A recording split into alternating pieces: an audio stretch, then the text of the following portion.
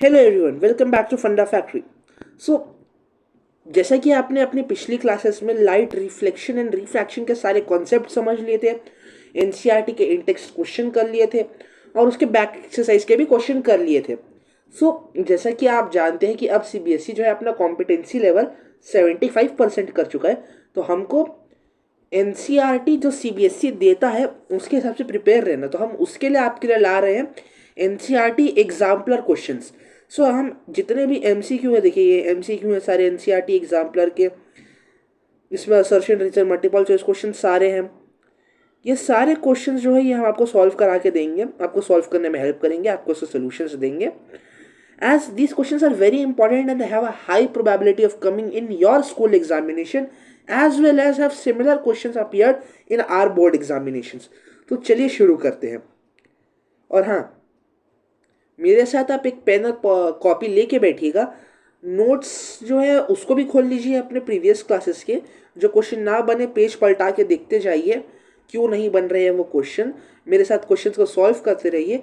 अपनी कुर्सी की पेटियां बांध लीजिए क्योंकि मौसम बिगड़ने वाला है। नाउ एमसीक्यूज 75% बहुत ज़्यादा इंपॉर्टेंट है आज की डेट में इसका प्रिपरेशन करना। अगर आप 75% के हिसाब से प्रिपरेशन नहीं कर रहे अपना, सो आप मान लीजिए आप 90% बच्चों से पीछे हैं, क्योंकि आप कॉम्पिटेंसी का प्रैक्टिस नहीं कर रहे। कॉम्पिटेंसी यानी कि एमसीक्यू ही होता है, क्योंकि सारे जितने भी कॉम्पिटेटिव एग्जाम्स आप आगे 10+2 के बाद जब देंगे, चाहे वो जॉइंट एंट्रेंस एग्जाम हो या नीट हो या फिर कैट हो क्लैट हो, जितने भी हो सारे एमसीक्यू बेस्ड होते हैं। So let's start. So question number one, which of the following can make a parallel beam of light when light from a point source is incident on it?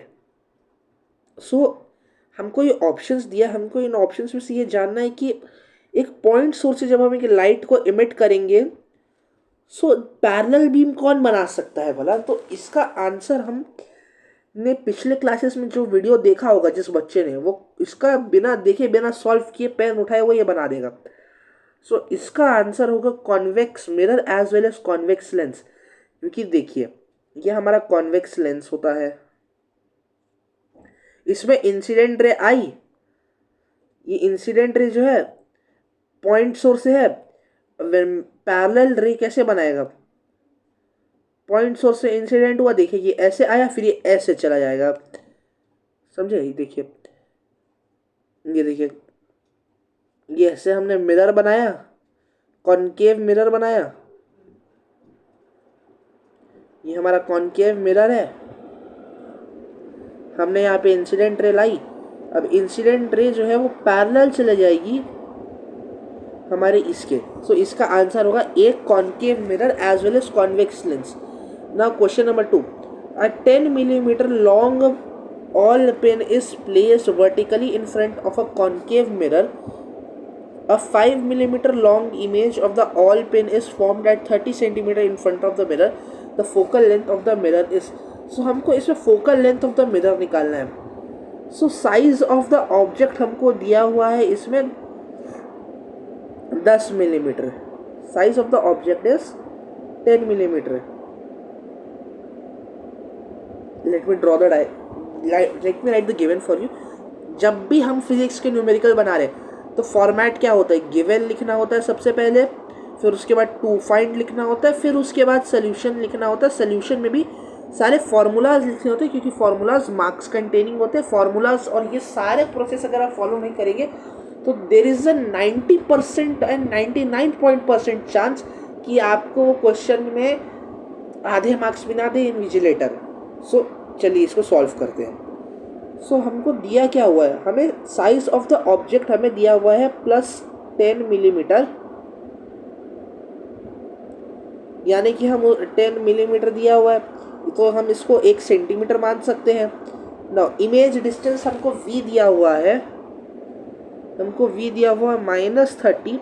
Negative sign conversion मैंने आपको पिछली class में पढ़ा है, क्योंकि image real बन रही है इन फ्रंट ऑफ। हमको निकालना क्या है, हमको u निकालना और हमको f निकालना है। ओके, हमको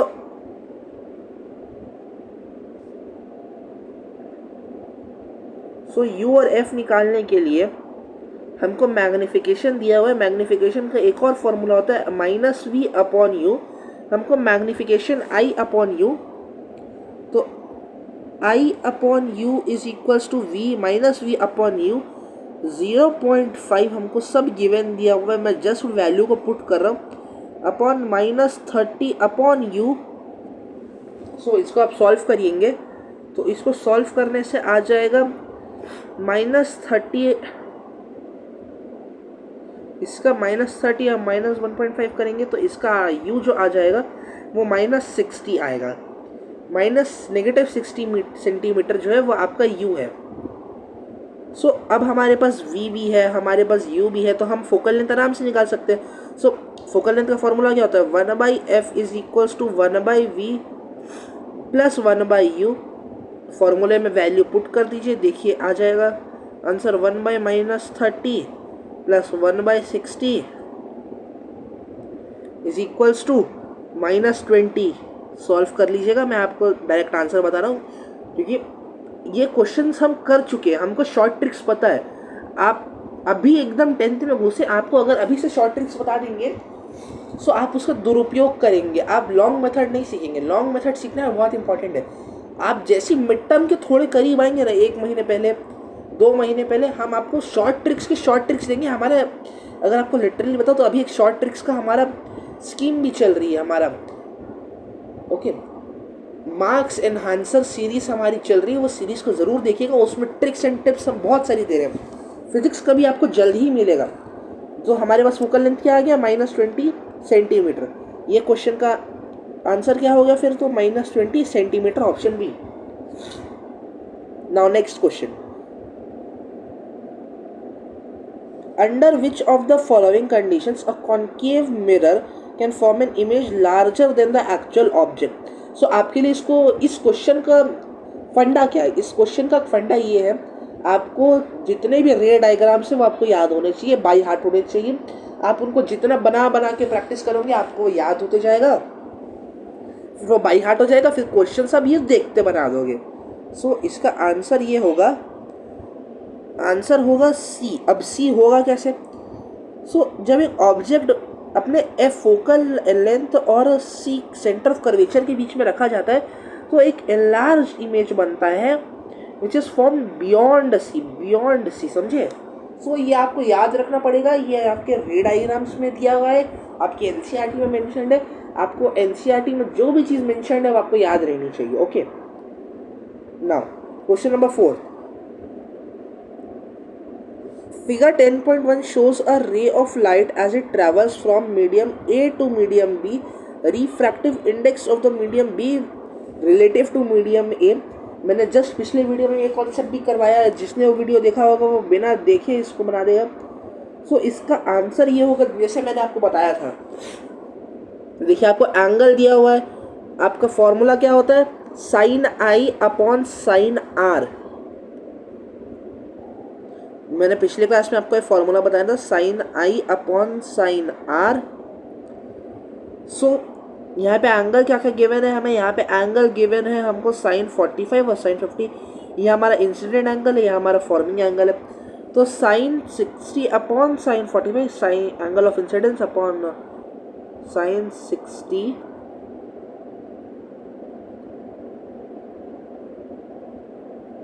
upon sin 45 is equals to √3/2 divided by 1/√2। So cancel out हो जाएगा, इज इक्वल्स टू √3/√2। सो इसका आंसर होगा ए, √3/√2। फॉर्मूला याद कर लीजिएगा, very important formula, NCERT exemplar में दिया है, पीवाईक्यू क्वेश्चन है, बहुत सारे ऐसे इसके रिलेटिव क्वेश्चन है। आपको ऐसी क्वेश्चन की प्रैक्टिस करनी, समझे। जितना ज़्यादा प्रैक्टिस करोगे आप उतना ज़्यादा फ्लुएंट होगे फिजिक्स में, okay. And remember, maths is the language of physics. आपको मैथ्स बनना ही चाहिए क्योंकि वो फिजिक्स की लैंग्वेज है। मैथ्स के बिना फिजिक्स नहीं कर सकते। खैर 10th में तो ज़्यादातर आपका फिजिक्स थियोरेटिकल है, 11th में जब जाएंगे आप तो आपको फिजिक्स प्रैक्टिकल भी मिलेगा, थियोरेटिकल भी मिलेगा। तो maths is the language of physics, very important term. Now next question, A light ray enters from medium A to medium B as shown in the figure, हमको फिगर में दिया हुआ है. The refractive index of medium B relative to medium A होगा. So कैसे हो सकता है भला?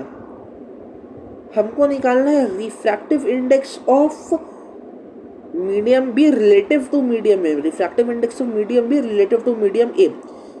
सो इसका आंसर होगा ग्रेटर देन यूनिटी. ये क्वेश्चन जो है ये पिछले साल 2022 के बोर्ड एग्जाम के पेपर में आया था. ये सेम क्वेश्चन आपके एनसीईआरटी में भी दिया हुआ है. It's a very important question. इसका सोल्यूशन भी हमने एक वीडियो के फॉर्म में दिया हुआ है, तो वो वीडियो ज़रूर चेकआउट करिएगा. आई बटन में वो वीडियो डाल दिया है मैंने. Okay, now question number 6. A beam of incident through the holes A and B emerged out of box through the holes C and D respectively as shown in the figure. Which of the following could be inside the box? So देखिए, दो लाइटें आ रहे हैं. एक light दो whole से, एक whole A है एक होल B है और एक होल C है एक होल D है. इन दो होल्स से ये देखिए लाइट A से आ रही है, लाइट B में जा रही है, फिर लाइट रिफ्रैक्ट हो रही है. देखिए लाइट रिफ्रैक्ट हुई, बेंड हुई, ये बेंड हुई और C से दोबारा बेंड होके निकली. लाइट रिफ्रैक्ट हुई, बेंड हुई, दोबारा D से निकली. तो यहाँ पे रिफ्रैक्शन हो रहा है. रिफ्रैक्शन किस में होता है? Refraction it's a typical scenario of a rectangular glass slab. ये क्वेश्चन का कॉन्सेप्ट एकदम बेसिक था. एक रेक्टेंगुलर ग्लास स्लैब में यही ऐसा रिफ्रैक्शन होता है. क्यों ऐसा क्यों होता है? कॉन्वेक्स लेंस, कॉन्केव लेंस और प्रिज्म में ऐसा नहीं होता. प्रिज्म में क्या होता है? प्रिज्म से तो लाइट जो होता है वो फैल जाती है, अपने कॉन्स्टिट्यूएंट कलर्स में बढ़ जाती है. कॉन्वेक्स लेंस और कॉन्केव लेंस में जो है हमारे रूल्स अप्लाई हो जाते हैं. सो ऐसा तो हो नहीं सकता, तो इसलिए rectangular glass lamp would be the right option. Now question number 7.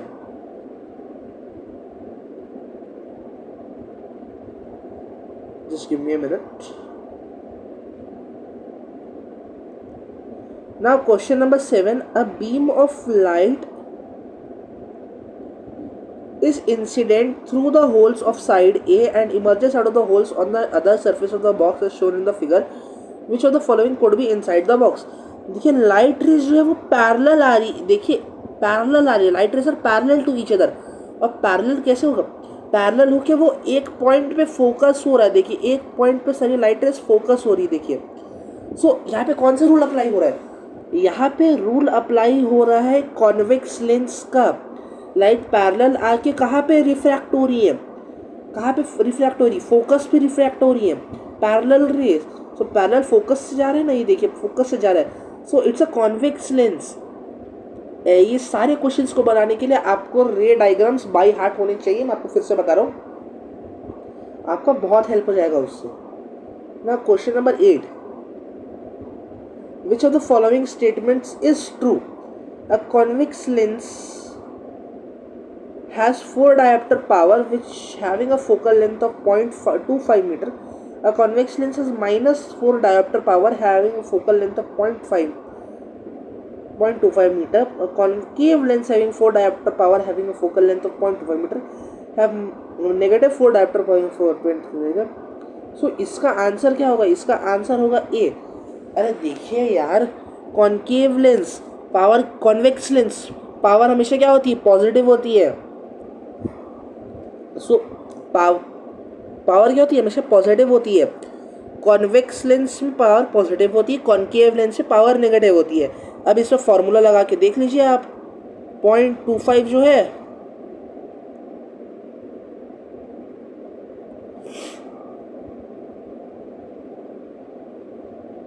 1/4 is equal to 0.25. आपको फॉर्मूले से हमने आंसर पुट किया, फॉर्मूला लगाया, हमको कॉन्वेक्स लेंस का आ गया आंसर. Simple question. ऐसी ओरल तो क्वेश्चन करने हैं आपको. देखिए जल्दी चलिए. और हाँ, आपको अपनी स्पीड भी मेंटेन रखनी है. आपको 3 घंटे मिलेंगे 30 क्वेश्चन बनाने के लिए, समझे? सो 3 घंटे 30 क्वेश्चन. और लेंदी क्वेश्चंस रहेंगे। 75% MCQ, मतलब दिमाग बहुत ज़्यादा चलेगा। Magnification produced by a rear view mirror lifted in vehicles is less than 1, is more than 1, is equal to 1, can be more than or less than 1 depending upon the position of the object in front of it. So इसका answer होगा less than 1। Less than 1 क्यों होगा? सो rear view mirror में हमारा convex lens जो होता है, convex mirror जो होता है रियर व्यू मिरर में gives a smaller image, hence the magnification produced by rear view mirror is always less than 1. Magnification is always less than 1. Now question number 10. Rays from sun converge at point 15 centimeter in front of concave mirror. Where should an object be placed so that the size of its image is equal to the size of the object? So इसका answer होगा, इसको हमें formula करके करना पड़ेगा। हमें focal length क्या दिया हुआ है? हमें फोकल लेंथ दिया हुआ है 15, ठीक है। हमें रेडियस ऑफ कर्वेचर क्या होता है? C is equals to 2F is equals to 15 two 30। So object जब C पे रखा हुआ है तो उसकी इमेज भी तो C पे ही बनेगी ना, तो answer would be D, more than 30 centimetre. Now question number 11. A full length image of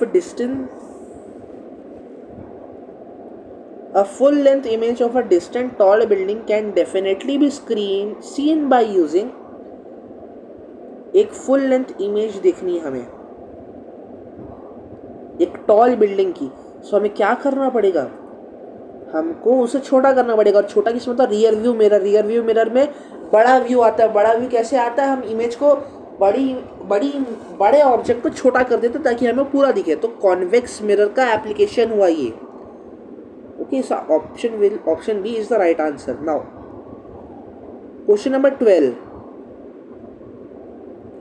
If in torches, searchlights and headlights of vehicles the bulb is placed.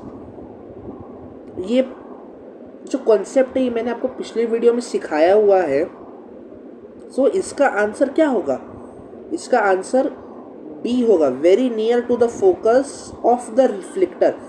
हम भैया फोकस के पास अगर हम जो है वो बल्ब को अगर रखेंगे तो पैरेलल रेज निकलेंगे। ना पैरेलल रेज निकलेगा। पैरेलल रेज निकलेगा मतलब एक स्ट्रेट लाइन में बनेगा, will give us a wide view. Torches search light में नियर द फोकस होता है। Option B is the right answer. Now question number 13. The laws of reflection hold good for. So इसका answer होगा D, all mirrors irrespective of their shape. क्यों all mirrors irrespective of shape? क्योंकि laws of reflection जो होते हैं वो universal है हर एक मिरर के लिए। हर एक मिरर के लिए लॉज ऑफ रिफ्लेक्शन यूनिवर्सल है। और लॉज ऑफ रिफ्लेक्शन जो है वो 2 ही लॉज है। और ये बहुत इंपॉर्टेंट चीज़ है, इससे क्वेश्चन आता ही आता है। Laws of reflection important topic है, मैंने आपको मार्क भी कराया और पिछली वीडियो में समझाया भी है। Question number 14. The path of a ray light coming from air passing through a rectangular glass slab traced by 4 students are shown as A, B, C, D. In figure 10.5, which one of the following is correct? ये rectangular glass slab हमको figure दिया हुआ है। देखिए 4 figure है, 4 figure हमें दिए हुए हैं।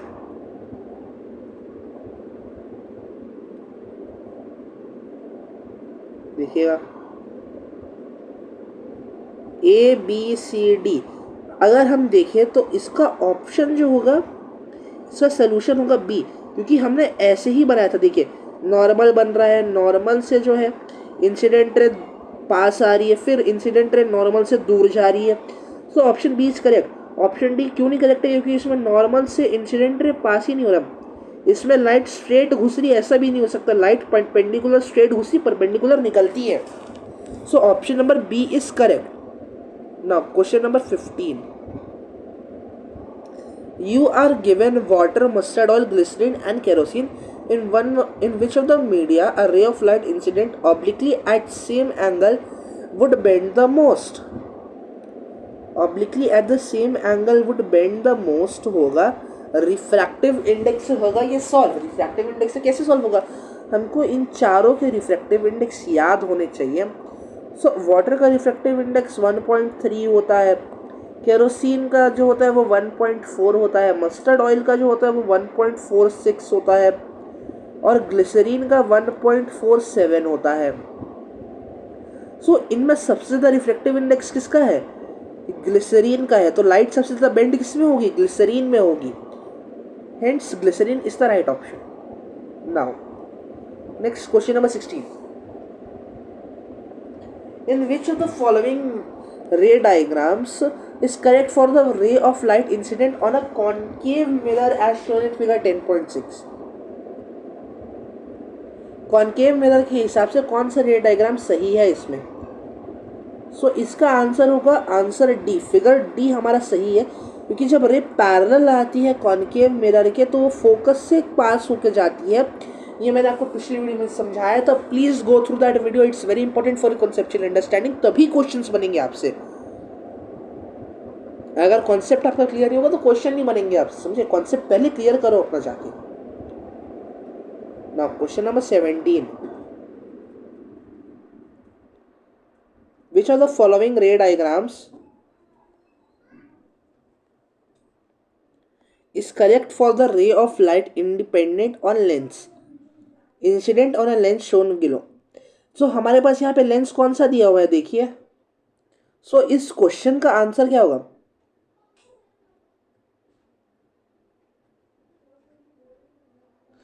इस क्वेश्चन का आंसर होगा जो हमारा रे डायग्राम से फोकस से जो लाइट जाती है, देखिए जो फोकस से जो जाती है, फिगर ए देखिए, जो फोकस से जाती है लाइट वो हमेशा पैरेलल हो जाती है अपने प्रिंसिपल एक्सिस से। फोकस से लाइट जी पैरेलल है प्रिंसिपल एक्सिस से, बाकी किसी में भी ये पैरेलल नहीं हुई। देखिए पैरेलल नहीं हुई, यहाँ पे तो ये रिफ्लेक्ट हो गई। ऐसा नहीं होता, पैरेलल होता है। तो इसका आंसर होगा ए। रे डायग्राम्स याद कर लीजिए, बहुत हेल्प करेगा आपकी, मैं आपको गारंटी दे रहा हूँ। यही ट्रिक है और इसका कोई शॉर्टकट नहीं है। Okay, now question number 18। A child is standing in front of a magic mirror. She finds the image of her head bigger, the middle portion of her body of the same size, and that of the legs smaller. The following in orderable combination of the mirrors from the top is। एक लड़की खड़ी है और उसका जो top का head है वो बड़ा हो गया है, उसका जो middle portion of the body है वो सेम साइज का है, और उसकी जो लेग्स है ना वो छोटे छोटे हो गए। एक मिरर में, ये एक मिरर में ऐसा हो रहा है, ये उसकी रिफ्लेक्शन है। तो ऐसा क्यों हो रहा है? हो इसलिए देखिए, अब इसका ट्रिक क्या है, अप्रोच देखिए। उसका मिडिल पोर्शन सेम है, मिडिल पोर्शन सेम है, ये किस केस में होता है? ये प्लेन मिरर के फेस में होता है। तो प्लेन मिरर इन ऑप्शंस में से कौन सा होगा? तो ऑप्शन ए और ऑप्शन बी जो है वो एलिमिनेट हो गए। एलिमिनेशन मेथड एमसीक्यू ट्रिक करने का तरीका, शॉर्ट ट्रिक। ना ऑप्शन सी और ऑप्शन डी में हमें कंफ्यूजन है, प्लेन और प्लेन दोनों में दिया हुआ है। तो हमें एक और चीज आइडेंटिफाई करना पड़ेगा। किसमें हमारा इमेज जो होता है वो बड़ा होता है? बड़ा होता है हमारा कॉन्केव मिरर में। कॉन्वेक्स मिरर में तो छोटा हो जाता है ना। तो कॉन्वेक्स कॉन्केव में बड़ा होता है, प्लेन में सेम रहता है, कॉन्वेक्स में छोटा होता है। तो option C is the correct answer. Elimination method का यूज करिए, क्वेश्चंस बहुत जल्दी बनेंगे आपसे। Now last question of our this NCERT exemplar. Which of the following the image of an object placed at infinity will be highly diminished and point size? बहुत basic question है ये, आपका homework है। Chat section में इसका ज़रूर answer दीजिएगा, और आपको जितने भी डाउट आज के सेशन से आए होंगे please do post it in our chat section और इन आवर टेलीग्राम ग्रुप, और post it on Instagram, DM us on Instagram, will surely clear your doubts. Please join our Telegram channel, जिसमें हम आपको notes PPT सब देते हैं। आपके doubts भी उसमें हम क्लियर करते हैं। हमारे पास बहुत सारे बच्चों के डाउट आए थे पिछले वीडियो से टेलीग्राम में क्वेश्चन के। सो अपने डाउट भी ज़रूर पोस्ट करिएगा। टेलीग्राम चैनल का लिंक हमने डिस्क्रिप्शन में डाल दिया, ज्वाइन करिएगा। हमारे इंस्टाग्राम पेज को ज़रूर फॉलो करिएगा। मार्क्स एंड आंसर सीरीज उसमें अपलोड होता है और यूट्यूब में भी अपलोड होता है। इंस्टाग्राम में थोड़ा जल्दी अपलोड होता है तो उसमें जाके देखिएगा ज़रूर, बहुत हेल्प होगा। आप हमें वेरियस प्लेटफॉर्म में अगर फॉलो करेंगे तो कनेक्टिविटी बढ़ेगा, कनेक्टिविटी बढ़ेगा तो आप हमसे कनेक्ट हो पाएंगे, ज़्यादा हमसे जुड़ पाएंगे, और हमसे जुड़ेंगे तो आपका विकास होगा, आपका फंडा क्लियर होगा। इसलिए आप फंडा फैक्ट्री से पढ़ रहे हैं तो होमवर्क करके ज़रूर लाइएगा। अगली क्लास में पूछूंगा आपसे फिजिक्स की, आपने होमवर्क किया या ना किया। ठीक है, जिसने होमवर्क नहीं किया होगा उसको क्लास में खड़ा कर दूंगा मैं। ठीक नाउ, एंड तक बने रहने के लिए बहुत बहुत थैंक यू। हमारे वीडियो को ज़रूर सब्सक्राइब कर लीजिएगा, वीडियो देख के सब्सक्राइब करिए, आखिरी तक रुकिए तो सब्सक्राइब भी कर लो, लाइक कर दो वीडियो को, शेयर भी कर दो अपने दोस्तों तक ताकि उनका भी फंडा क्लियर हो जाए, उनका भी भला हो जाए। 10th रेस नहीं है, कॉम्पिटिटिव एग्जाम्स रेस है। 10th साथ में क्लियर करना है आपको सभी दोस्तों को, ठीक है। 10th रेस नहीं है। 10th जितना शेयर करो, जितना अपने दोस्तों को बढ़ाओगे नॉलेज, उतना अच्छा होगा आपके लिए। वीडियो को लाइक करिए, सब्सक्राइब करिए, शेयर करिए, चैनल को ज्वाइन करिए, वेरियस प्लेटफॉर्म्स को ज्वाइन करिए। Thank you, bye bye.